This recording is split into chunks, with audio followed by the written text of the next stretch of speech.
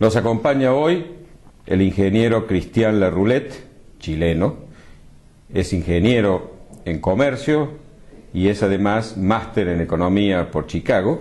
Ha desempeñado diversas funciones en su país y ha sido últimamente ministro del gobierno de Sebastián Piñera. Profesor Larroulet, es un gusto tenerlo con nosotros. Un gusto para mí estar con ustedes. Bienvenido a la Argentina y a Córdoba, profesor. Muchas gracias. Profesor Larroulet, hace 2 años estuve en la presentación de un libro de un chileno, Mauricio Rojas. El libro se llamaba Argentina, breve historia de una larga decadencia, de un largo fracaso, no recuerdo ya exactamente. Allí su coterráneo contaba, después de una experiencia vivida en Suiza, donde fue siendo socialista y volvió siendo liberal, que como Argentina, cuando abandona las propuestas políticas liberales, deja de estar en el podio de las grandes naciones a las que les habían llevado estas políticas y empieza un periodo de decadencia que hasta el día de hoy todavía padecemos. Y hace poco subí a un blog mío una nota de Mauricio Rojas a donde decía ¿qué le pasa a Chile? Y ahí contaba que Chile, que había sido realmente un ejemplo para América Latina y para el mundo de aplicación de ideas liberales y de éxito, en donde había habido un crecimiento por encima de todos los parámetros del continente, que había habido realmente una verdadera revolución educativa y social, donde las clases más desposeídas habían aumentado sus ingresos en 2,5, lo habían multiplicado por 2,5, en fin, que Chile había sido realmente el modelo de país y que últimamente parece que la ampliación del horizonte de expectativas había hecho que con el segundo gobierno de Bachelet se quisiera volver hacia atrás y que ya se estaban viendo las consecuencias negativas. Cuéntenos un poco desde su perspectiva cómo es esto. Bueno, le complemento inmediatamente. Mauricio Rojas, en ese artículo sobre Chile, dice que Chile está sufriendo las consecuencias de su éxito, que es el resultado del éxito. Y yo creo que es verdad, o sea, creo que Chile era un país ya por la década del 80, en el siglo pasado, que estaba en la medianía de los países de América Latina, si uno lo mide por indicadores de salud, indicadores de educación, indicadores de pobreza, indicadores de ingreso per cápita. Y hoy día es el país líder en América Latina, el que tiene mayor ingreso per cápita, los mejores resultados en materia de educación, el que más ha visto reducir su pobreza. Y la pregunta es ¿por qué? Y la respuesta es muy clara, todo el mundo lo conoce. Chile ha adoptado un modelo de democracia, de economía de mercado libre, integrada al mundo. Para que tengan una referencia, Chile está entre los 10 países en el mundo de mayor nivel de libertad económica. Está en el puesto número 7 en el último indicador, y gracias a eso se ha desarrollado la libertad de emprendimiento, la libertad en toda la sociedad, y se ha podido crecer, dar empleo, mejorar todos los indicadores. Pero efectivamente, y esta no es la historia solo de Chile, es la historia de la mayoría de los países del mundo que tiene este éxito en tan poco tiempo, han surgido demandas en la sociedad que son de alguna manera, en algunas áreas, volver un poco al pasado. Hay un movimiento estudiantil muy radical, muy de izquierda, que ha planteado... La síntesis sería, ahora que ya somos ricos, repartamos. Exactamente. Y ese es un problema porque no somos todavía país desarrollado. Esto es lo que en la literatura se llama, y Mauricio Rojas también lo dice, se llama la trampa de los países de ingreso medio.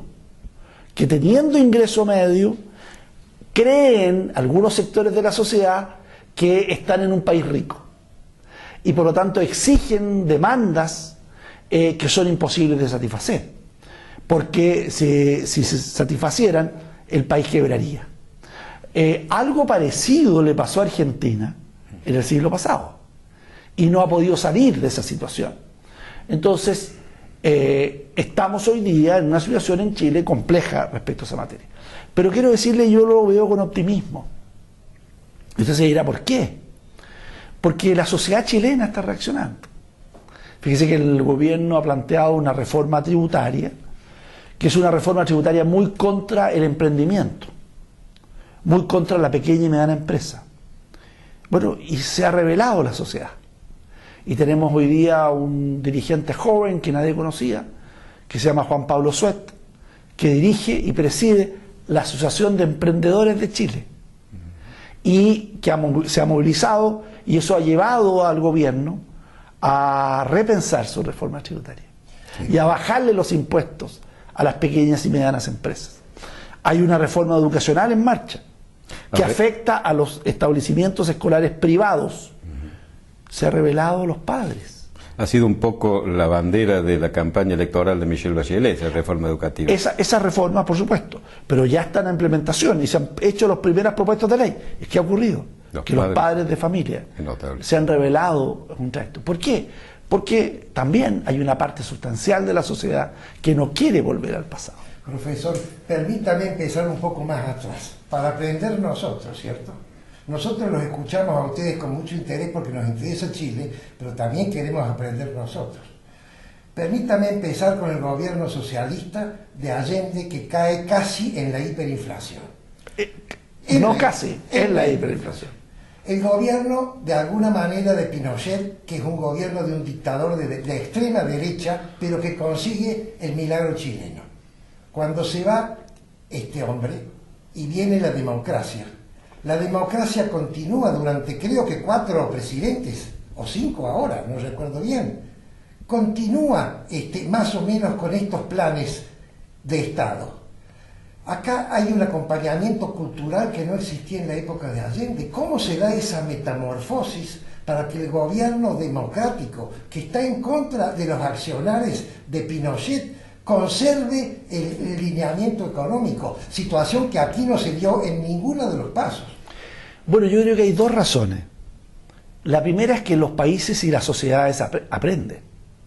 Después de la hiperinflación de Allende, del desastre de Allende, están esas reformas que hace el gobierno militar, pero la pregunta es ¿por qué se mantienen esas reformas? Bueno, porque también en democracia se aprende. Acuérdense que tuvimos a Alan García en Perú con hiperinflación en su primer gobierno. Y un segundo Alan García que no tenía nada que ver. Los países se están aprendiendo. Ahora, ¿cómo se aprenden? Se aprenden porque hay liderazgos políticos, porque hay liderazgos económicos que toman las banderas de la libertad. Pero hay otra razón por la cual se aprende y se protege esa realidad. Es cuando se crean instituciones que permiten a los países conducirse con una mirada de largo plazo más allá de la contingencia económica. ¿Cómo se crean esas instituciones? Bueno, se crean legislando, creando las instituciones, aprobando buenas leyes. Déjeme darle un ejemplo.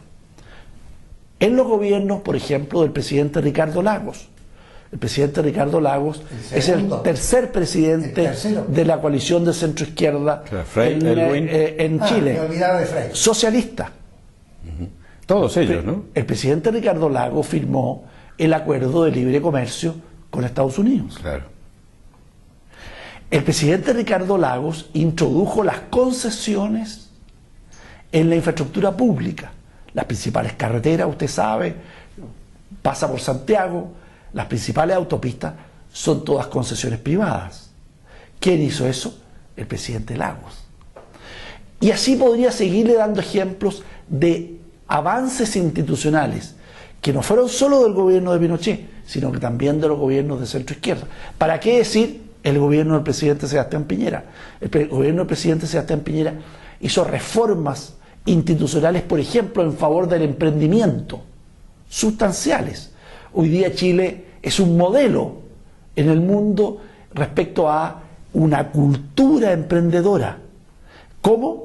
Creando, cambiando leyes, creando instituciones en esa dirección. Profesor, usted me dice, con la hiperinflación se aprende. ¿Y qué pasa cuando no se aprende? Bueno, en algún momento los países aprenden.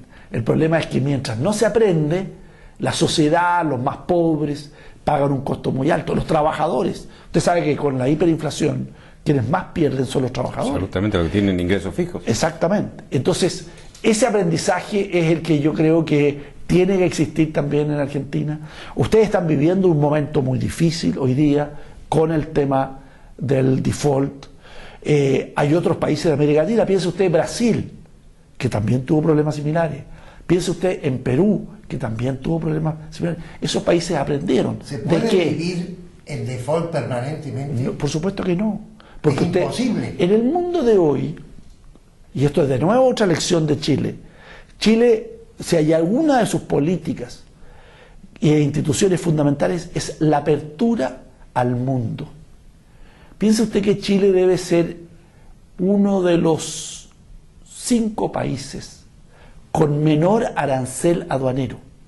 Nosotros prácticamente estamos integrados a todo el mundo. Bueno, Somos un puerto libre todo el país. Y en Iquique es directamente un No, puerto pero ahora es totalmente- todo el país. Ustedes ¿Ya? tienen una cordillera de un lado, una franja muy chiquita, el mar, y después el Pacífico y Asia.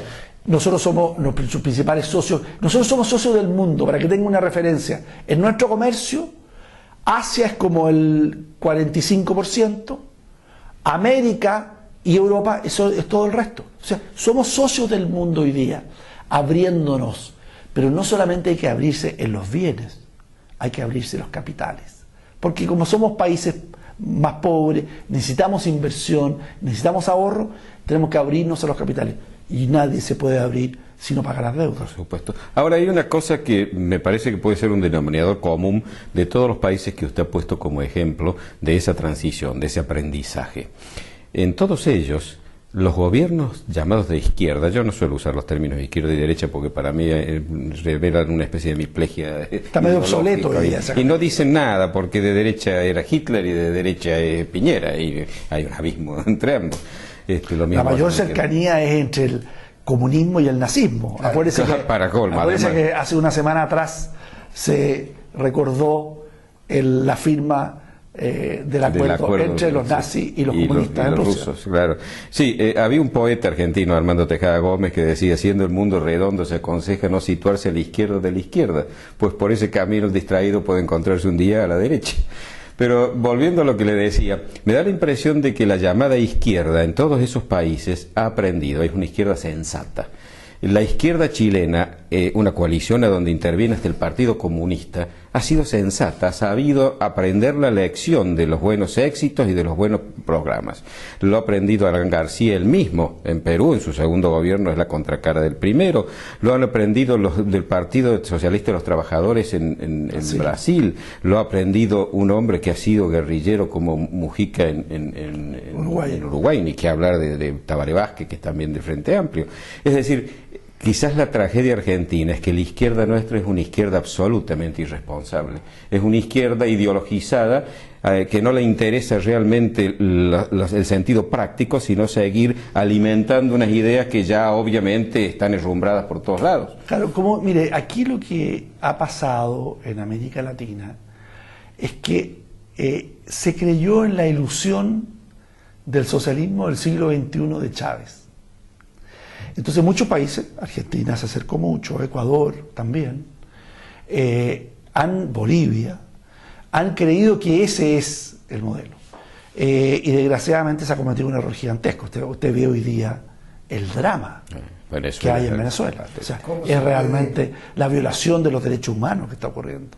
¿Cómo se puede hacer el cambio cultural en nuestro país a su criterio? Bueno, se hace con liderazgo, con fuerza, con pasión, luchando por las ideas de la libertad y adquiriendo poder político y enfrentando en los diversos frentes eso. Eso es la maravilla del mundo que estamos viviendo hoy. Hoy día estamos viviendo la cuarta revolución industrial. Y esa cuarta revolución industrial es la de las tecnologías de información.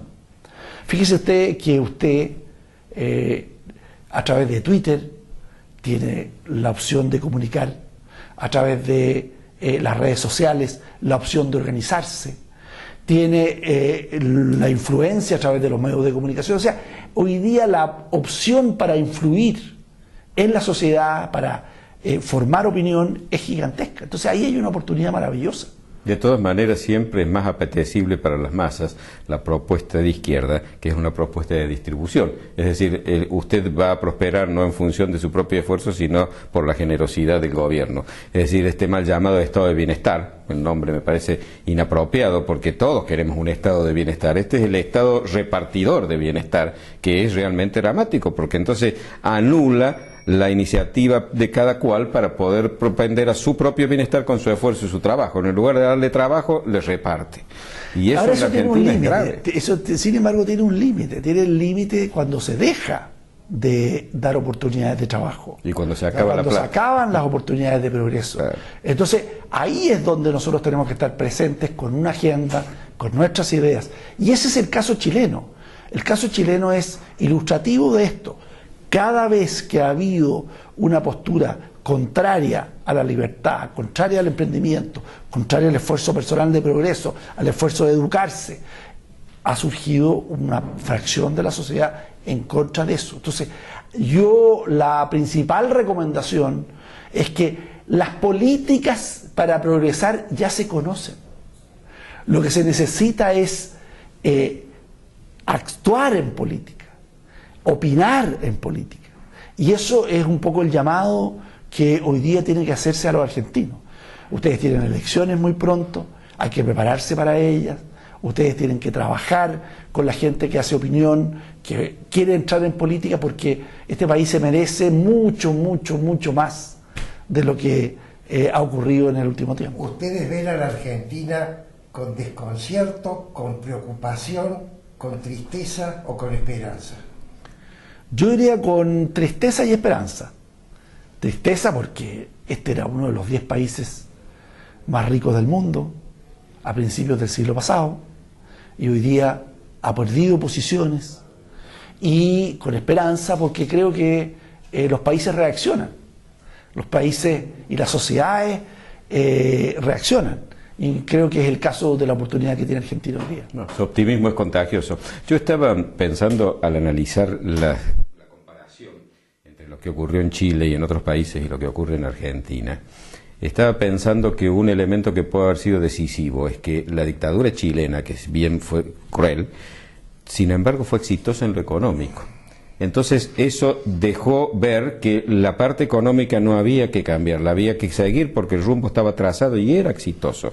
En la Argentina lamentablemente no fue así, el gobierno militar no dejó una economía próspera y sana, sino por el contrario, incluso hasta estatizó aerolíneas, estatizó empresas diversas, es decir, no fue exitosa en ningún aspecto. Entonces, lamentablemente, además de la reacción contra todos los excesos, estaba precisamente la experiencia de que el camino que se había seguido no era el bueno.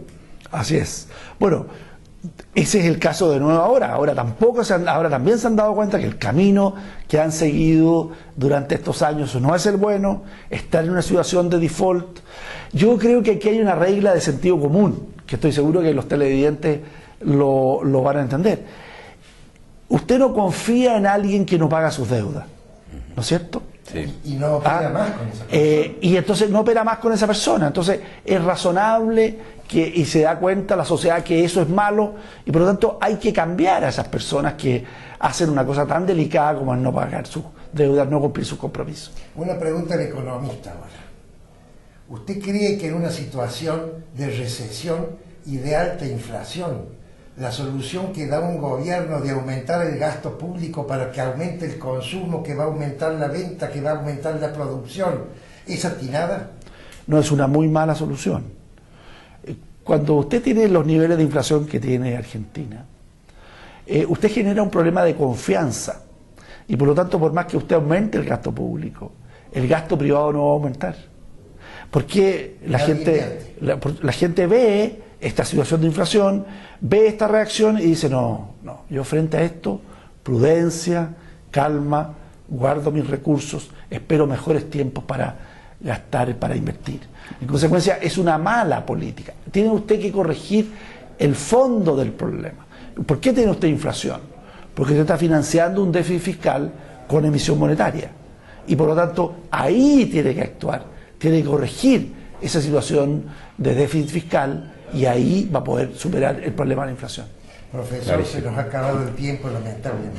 Ha sido un gusto tenerlo aquí, realmente nos ha dado una lección de economía, de sentido común y de política exitosa. Y sabemos que ha venido a la Bolsa de Comercio porque tenía reuniones en la Bolsa y nos ha dejado un lugar a nosotros para nuestro programa Palabra de Honor. Así que le agradecemos mucho y quedamos en deuda con usted, profesor, y con Chile. Muchas gracias a ustedes.